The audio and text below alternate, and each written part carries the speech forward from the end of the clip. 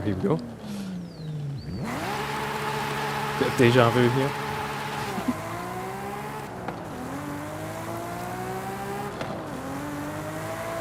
You really hear that rasp coming through that we heard out on track. The sound of it, does it sound stock? Like, is that an upgraded one? And honestly, we kind of never really had that concept of the two in a Horizon game before. So one thing we were really keen to do was try and get multiple Supras out and record. So this is the stock one that you can see here. Still sounded great, so absolutely terrific. Really cool sort of dump valve sounds on it. But then we actually got another Supra along to the same session, which just battled it out. And you'll see coming up in a second, they both were revving next to one another, and it really paints the picture of what it sounds like to upgrade your car from stock up to something else. The thing I loved about the upgraded Supras, there it is. There they are, head to head. Let's go. Whoa, listen to that. That would blow your head off. Absolutely spitting fire there. Yeah, we actually lost a few microphones to these. I can imagine, yeah. Yeah, we've got a microphone cemetery somewhere in PG. This one sounded incredible. When it passed by, you just hear the kind of sound as it goes past. That noise exactly. Yep. And like all those sounds that we record in these cars across the 320 plus, we've managed to curate them and really make a massive library of source out of all that stuff as well. So I suppose the big question in the room is, so we're going to be showing this in the background. Unfortunately, we're going to be yapping over the top of it. So if you do want to watch a clean version, don't worry, there will be another one uploaded at a later time. But Fraser, what is it we're looking at here then? So we're just looking a little bit at some of the cars that we've been out and recording over the last few years. It really did take the last 2-3 years to really sort of build everything from the ground up. We needed that extra time to really look at how we revolutionize how we were doing the cars, because it just takes a long time with the old process that we have. So we've got brand new processes in place. And as I mentioned, it really starts with getting really great car recording source.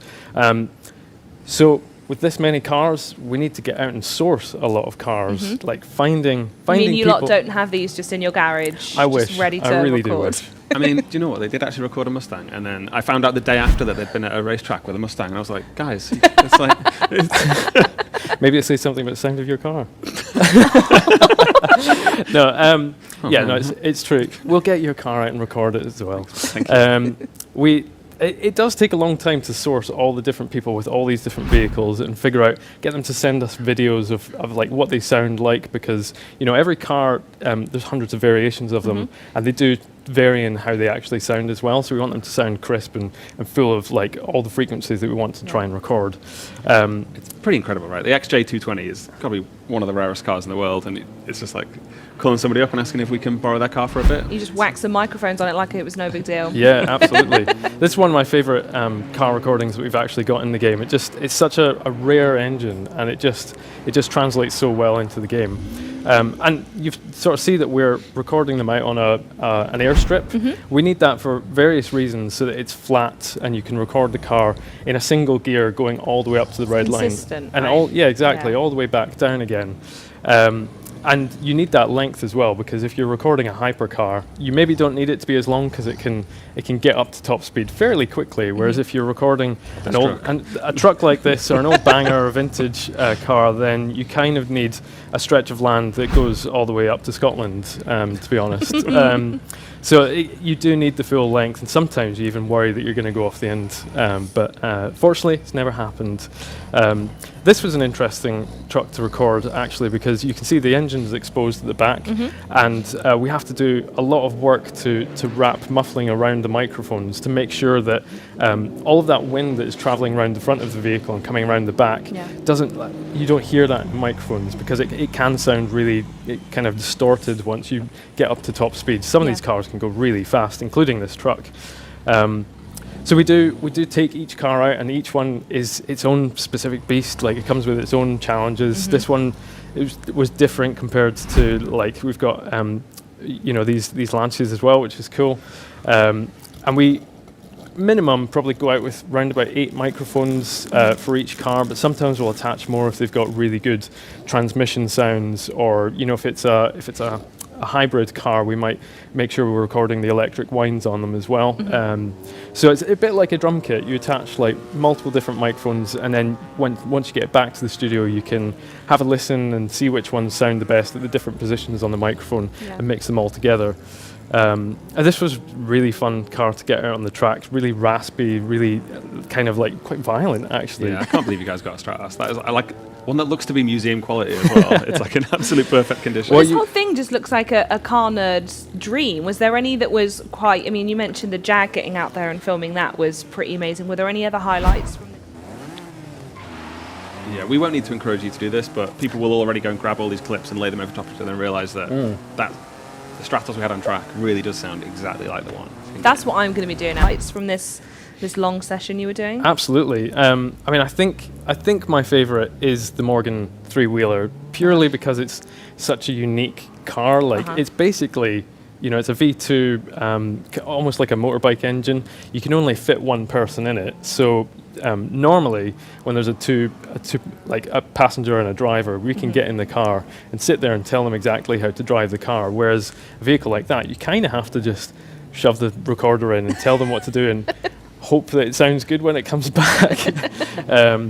But yeah, there's some really cool cars, and a lot of these people that bring their cars along, they'll be Forza fans themselves, so they'll turn up and they'll be excited to hear them in the game. So I'm sure they'll all be glad to see these. If you need to do any pickups with a Corsair, do let me know. Right. I can be available at a moment's notice. Noted. Mustang, Corsair. There you go. Sorted. Oh, there is the Morgan 3 There it is. as well. This was brilliant. I mean, you could hear this, the same volume down the end of the runway that it was right next to you. So it was just an absolute beast. It was so raspy. It's incredible. It sounds like a World War II plane, doesn't it? Yeah. It's cool. So we got this, and then you'll see coming up in a minute, we also went out and recorded multiple different types of Supras. So the Supra was an interesting one that we added to Forza Horizon 4. There was a lot of conversation around the sound. Stream. It's going to be going back and seeing if I can get all the different sounds to be like, yes, you did do it, well done. This one, I think, translated really well into the game.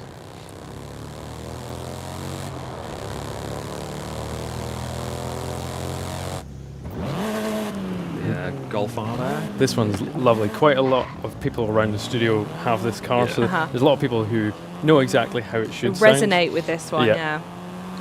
I think it's one of the things that, I mean, following last episode in which we were talking about the sky, and the sky being an actual image of the Mexican sky, and now knowing that these cars are the actual recorded, what I'm trying to say is art is quite literally imitating life in a game that is ridiculously fun to play, right? We're trying to be as accurate and sort of, I guess, trying to portray real life as much as we possibly can, whilst making it fun for all the players to listen to. I love the sound of this. The Huracan cover car from FH2.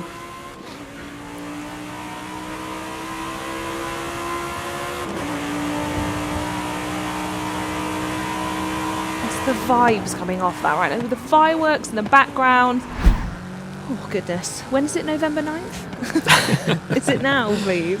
This one was interesting because someone on the dev team actually has this in the car park, and every day he would come around and say, come and have a listen, like, like make sure it sounds exactly like this. Do some extra credit. Yeah. These Ferraris sound really mean. And we got some really good Ferrari recordings in the game now.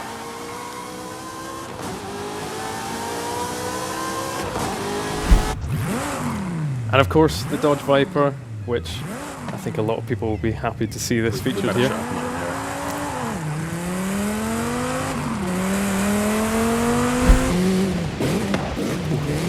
Just a little snippet. And something interesting to point out here is I guess when you see this video after the stream, something to listen out for is all the different tyre sounds and all the different vehicles. We've now got different skid sounds based on the vehicle and the tyre size, so that if you're in a massive truck, you'll hear that, as well as skid tyres and drift tyres and stuff.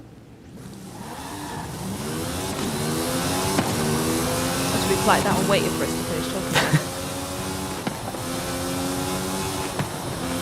This one's it's live.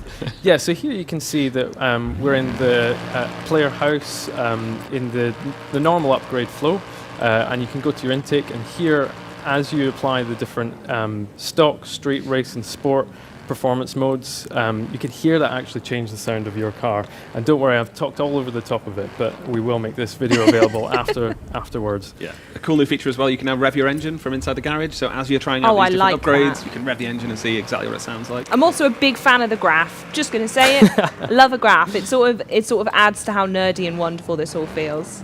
So you can do it with your exhaust as well, depending on the upgrade paths per car. You'll be able to hear your exhaust note change. And it's important to point out that this doesn't actually it doesn't change the volume of the car, because then it would unsettle the mix. What it does is it actually changes the character of the car. So it sounds completely different, and it gives you that feeling of actually taking off a complete exhaust and replacing it with an entirely different manufactured part. And then one thing, this is one of my favorite parts of we've been working with the physics team really, really closely to introduce drivetrain flex back into the game, which is really cool. And that sort of gives you that wobble on the cars, so that as you're taking off in lower gears, because it goes, it's reacting to it, and then as you're in higher gears, it's kind of which is really cool. But any more sounds of what it does? Honestly, Charlie, he does this all the time. He's like that guy from Police Academy. Unsufferable. And the other thing you would have seen there on the camshaft upgrades is a lot of people have picked up on the limiter behaviors in some of the cars. So as the car is bouncing off the limiter, if it's at a lower one, all the cars in Forza Horizon 4 used to have a set limiter behavior, so they go like wow, wow, wow, wow, where they're up the top. Whereas as you upgrade it, you'll hear it kind of go wah, wah, wah, wah, wah, wah, wah, wah, when it's up the top. Do you do this in meetings? All the time. Is this how you communicate what you want your team to do? Yeah, I want it a little bit more rather than it works. I completely understand what you mean, so it's effective. So yeah, as you upgrade your car on your intake, your exhaust, you will have seen there that we had, as you go through all the different turbo layers, the supercharger layers, the centrifugal superchargers as well, you'll hear all those changing in real time as you rev, as well as when you apply the stock, street, race and sport modes for each of the different turbos. It'll go from being kind of like a to more of a